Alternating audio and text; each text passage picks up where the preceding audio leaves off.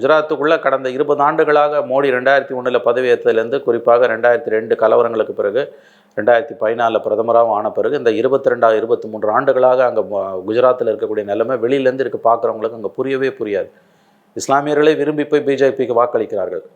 ஏன்னா கலவரம் வந்துடக்கூடாது. ஒருவேளை வாக்குகளை காங்கிரஸுக்கு போட்டால் பிஜேபி தோற்கடிக்கப்பட்டால் கண்டிப்பாக அந்த இடங்களில் கலவரம் உறுதி. இதுதான் அங்கே இருக்கக்கூடிய சோஷியோ எக்கனாமிக் கண்டிஷன். என்ன உனக்கு அவசரம்? காங்கிரஸோட வேட்புமனு டிஸ்மிஸ் ஆகுது. தேர்தல் கமிஷனோட வேலை சாதாரணமாக தவறு செஞ்சால் கூட வேட்பாளர்களுக்கு அந்த தவறை சுட்டி காமிச்சு தவறை திருத்தி ஃப்ரெண்ட்லி கமிஷன் தான் அது. அந்த ப்ராசஸை எளிமையாக தான் வச்சுருக்காங்க.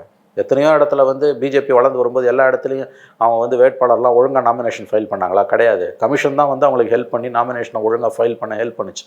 காங்கிரஸ்காரன் போய் அப்போ இந்த மாதிரி கேடுகட்ட புத்தியோட டிஸ்மிஸ் பண்ண வைக்கல, இவங்க டிஸ்மிஸ் பண்ண வச்சாங்க. சரி, டிஸ்மிஸ் பண்ண வச்சானுங்களே, அது மீறி இருக்கிறது பூரா 8 சுயேட்சைகள். சுயேட்சை செத்தா எலெக்ஷன் நிற்காது. அது தெரியுமா உங்களுக்கு?